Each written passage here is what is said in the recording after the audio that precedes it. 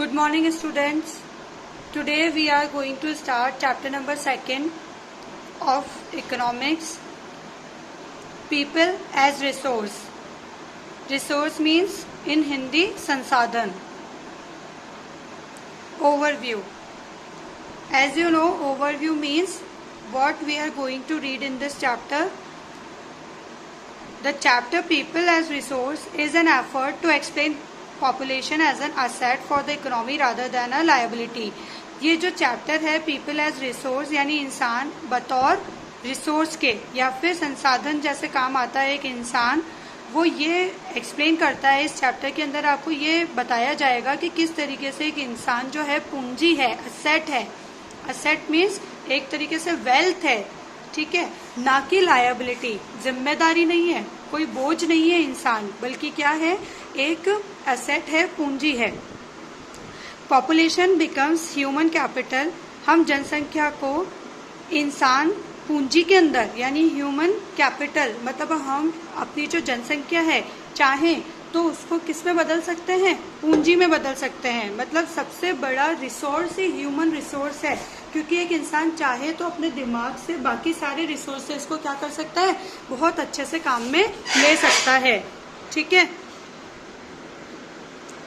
Population become human capital when there is investment.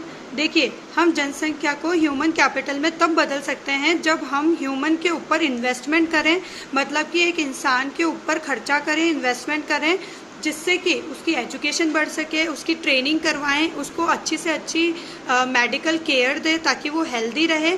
In fact human capital is the stock of skill, जबकि मतलब इतना ही नहीं, human capital stock है पूरा का पूरा स्किल, यानी उसके अंदर कौशलता है, उसके अंदर प्रोडक्टिविटी है।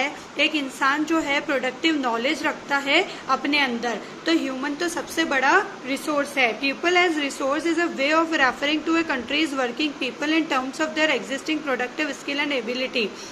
इंसान जो है मतलब पीपल एज रिसोर्स मीन्स ये रेफर करता है देश की वर्किंग पीपल को, मतलब जो लोग काम कर रहे हैं। एग्जिस्टिंग प्रोडक्टिव स्किल्स मतलब उनकी जो अभी एट प्रेजेंट की जो प्रोडक्टिव स्किल्स हैं और जो एबिलिटी है उसको दर्शाता है। Looking at the population from this productive aspect emphasize this ability to contribute to the creation of the gross national product. मतलब looking at the population from this productive aspect, जनसंख्या को इस प्रोडक्टिव एस्पेक्ट से देखना, emphasize its ability to contribute, ये जोड़ देता है उनकी एबिलिटी पर ताकि वो कंट्रीब्यूट कर सके किसके अंदर, ग्रॉस नेशनल प्रोडक्ट के अंदर।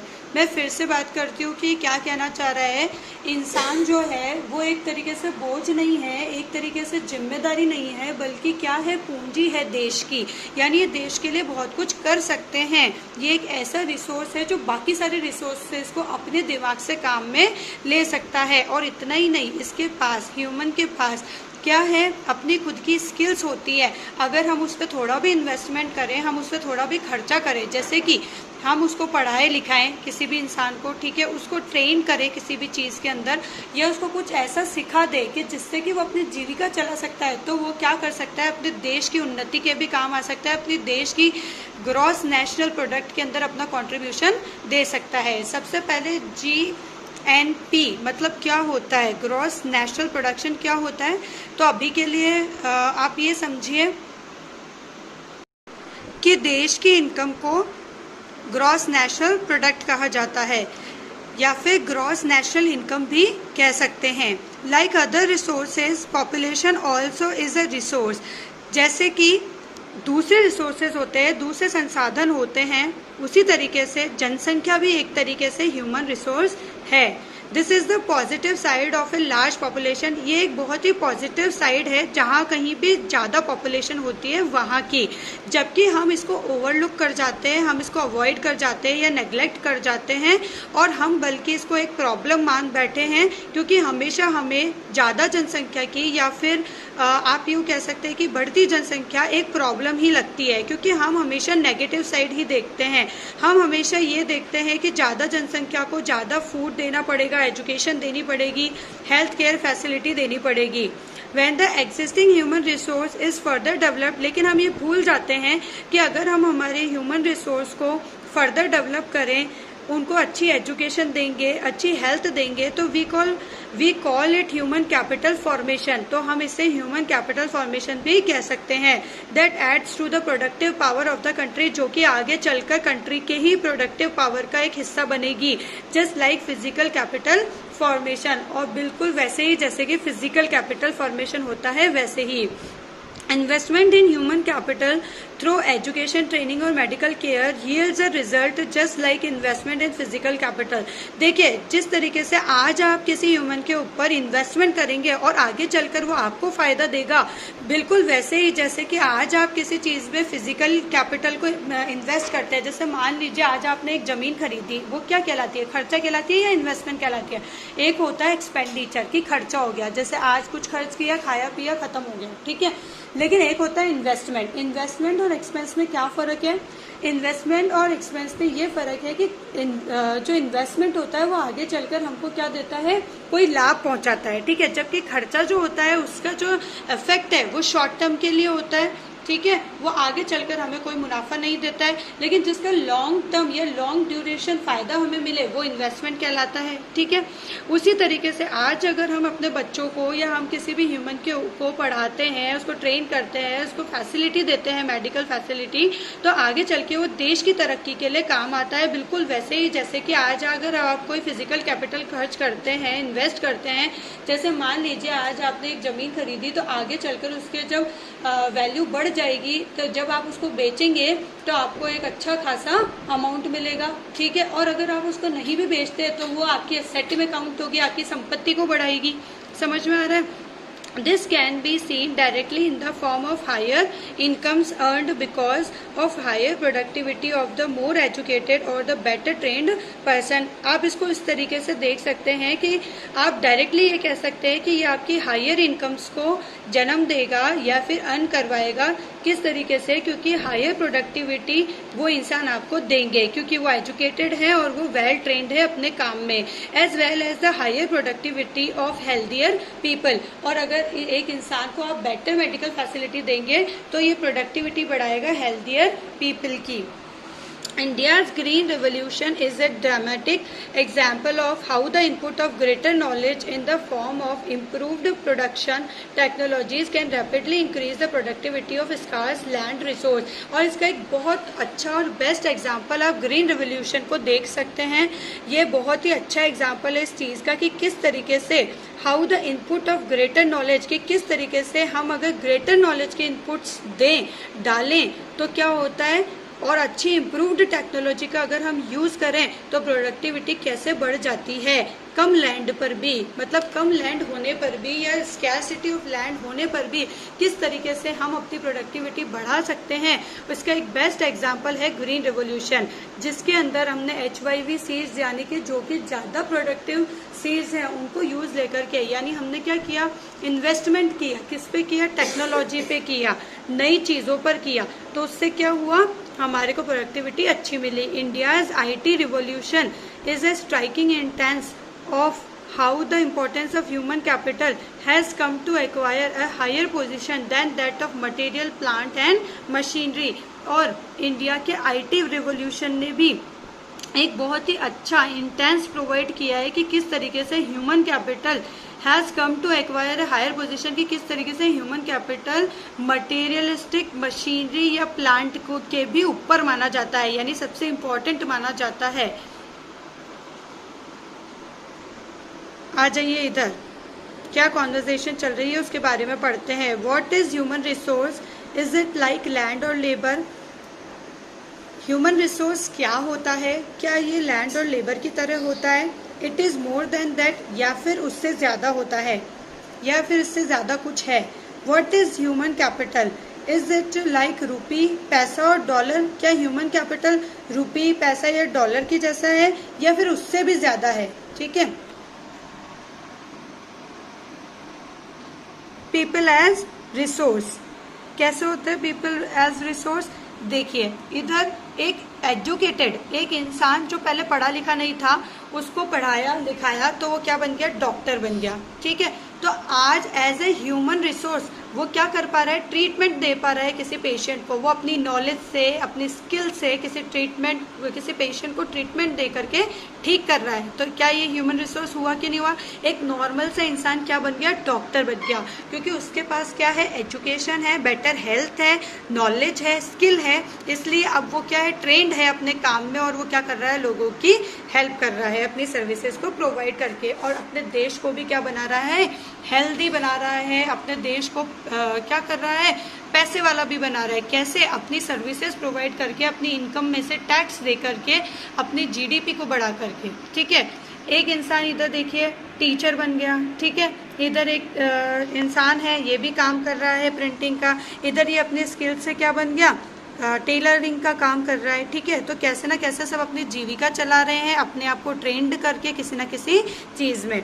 ठीक है, इन्होंने भी अपने ऊपर कहीं इन्वेस्ट किया होगा, या इनके पेरेंट्स ने इन्वेस्टमेंट किया होगा, तब जाकर के ये आज क्या कर पा रहे हैं, देश में अपना कंट्रीब्यूशन दे पा रहे हैं किसी ना किसी तरीके से।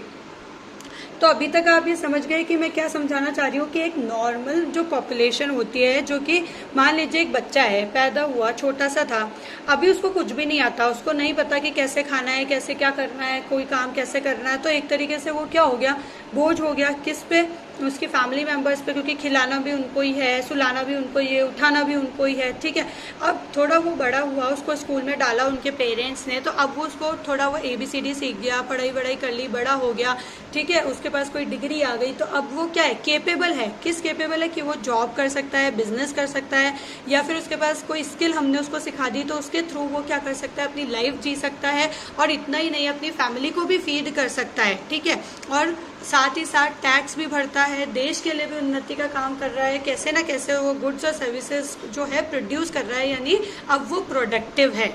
समझ में आ गया? Not only do the more educated and the healthier people gain through higher incomes, society also gains in other indirect ways, because the advantage of a more educated or a healthier population is spread to those also who themselves were not directly educated or given health care. Not only do the more educated and the healthier people gain through their higher incomes. देखिए, जो ज़्यादा educated और healthier people होते हैं वो सिर्फ खुद के लिए ही अच्छे नहीं होते हैं, मतलब उनको खुद को सिर्फ इनकम मिलती है इतना ही नहीं होता, थ्रू हायर इनकम सोसाइटी, बल्कि पूरे समाज को उनसे बहुत फायदा होता है। वापस से बोलती हूँ, जो अच्छे पढ़ लिख जाते हैं, या जो अच्छी पढ़ाई कर लेते हैं, या अपने अंदर एक स्किल डेवलप कर लेते हैं, या माहिर हो जाते हैं किसी चीज़ के अंदर, या जो हेल्दी इंसान होते हैं, इनसे सिर्फ उनका खुद का भला नहीं होता कि सिर्फ उनकी इनकम अच्छी हो गई, बल्कि इससे समाज को भी बहुत प्रॉफिट होता है, बस इनडायरेक्ट प्रॉफिट होता है। Society also gains in other indirect ways because the advantage of a more, क्योंकि जो फायदा होता है ना एजुकेटेड इंसान का और हेल्थियर पॉपुलेशन का, वो सिर्फ उस तक सीमित नहीं होता है, बल्कि लोगों तक भी उसका फायदा पहुंचता है। जो लोग डायरेक्टली एजुकेट अपने आप को नहीं कर पाते या फिर हेल्दी नहीं होते, वो इनडायरेक्ट तरीके से इन लोगों द्वारा क्या हो जाते हैं, फायदा ले पाते हैं इन चीज़ों का। In fact, human capital is in one way superior to other resource. जब मतलब इनफैक्ट इतना ही नहीं, बल्कि इससे कई ज़्यादा ह्यूमन कैपिटल जो है वो बहुत ज़्यादा इम्पॉर्टेंट है बाकी सारी रिसोर्सेज से, क्योंकि बाकी सारे रिसोर्सेज जो हैं वो सिर्फ तभी रिसोर्स हैं, तभी काम में आ सकते हैं जब ह्यूमन रिसोर्स उनको काम में लेना चाहे। तो सबसे बड़ा रिसोर्स या सबसे सुपीरियर रिसोर्स हम ह्यूमन कैपिटल को कह सकते हैं। ये लैंड या फिजिकल कैपिटल से भी ज़्यादा माना गया है। Human resource can make use of land and capital. बाकी सारे रिसोर्सेज को काम करने वाला रिसोर्स कौन है? ह्यूमन रिसोर्स है, इसीलिए ये सुपीरियर है। Land and capital can not become useful on its own. Land को कोई काम में ना ले या कैपिटल को कोई काम में ना ले तो वो रिसोर्स ही ना कहलाए, और उन्हें काम में लेने वाला कौन है? इंसान। इसीलिए ह्यूमन रिसोर्स सबसे ज़्यादा अहम है। For many decades in India, a large population has been considered a liability rather than an asset. बहुत शताब्दियों तक भारत के अंदर पॉपुलेशन को एक जिम्मेदारी मानी गई, एक नेगेटिव साइड से ही जाना गया। कभी भी उसको असेट या पूंजी के रूप में नहीं देखा गया, कभी भी पॉपुलेशन को पॉजिटिव साइड से नहीं देखा गया। अरे भाई, ये पॉपुलेशन ही तो है जो आगे चलकर आपके देश की उन्नति में काम आएगी। जब ये अपनी प्रोडक्टिविटी देगी किसको? देश को, समाज को, तो हमारा देश आगे बढ़ेगा कि नहीं बढ़ेगा? जब पॉपुलेशन प्रोडक्टिव पॉपुलेशन में कन्वर्ट होगी, ह्यूमन रिसोर्स में कन्वर्ट होगी, तो किसी न किसी तरीके से ये अपनी गुड्स या सर्विसेज प्रोड्यूस करेगी और जिससे कि समाज का और देश का उद्धार होगा। ये चीज़ हम नहीं देख पाए। बहुत शताब्दियों तक हम यही मानते रहे कि ह्यूमन एक तरीके से बोझ ही है। But a large population need not be a burden, ये एक बर्डन नहीं है इकोनॉमी के ऊपर, जबकि ये तो खुद क्या है, एक तरीके से आशीर्वाद है, एक तरीके से इकोनॉमी के लिए बहुत ही ज़्यादा पॉजिटिव एस्पेक्ट है। It can be turned into A productive asset, जबकि जो पॉपुलेशन है उसे प्रोडक्टिव एसेट में भी बदला जा सकता है उनके ऊपर इन्वेस्टमेंट करके। किस तरीके का इन्वेस्टमेंट करना है मैं आपको बता चुकी हूँ। स्पेंडिंग रिसोर्स ऑन एजुकेशन, मतलब कि एजुकेशन प्रोवाइड करवा के, अच्छी हेल्थ दिलवा करके, अच्छी ट्रेनिंग दिलवा करके of industrial and agriculture workers in the use of modern technology, useful scientific researches, और इन सब के अंदर उनको अच्छी से अच्छी नॉलेज दिलवा करके। The two following cases illustrates how people can try to become a more productive resource. ये नीचे दिए गए जो 2 एग्जाम्पल्स हैं वो आपको बताएंगे कि किस तरीके से एक इंसान जो है प्रोडक्टिव रिसोर्स में बदला जा सकता है। वो हम नेक्स्ट वीडियो में देखेंगे। अभी तक आप यहीं तक पढ़िए। Thank you.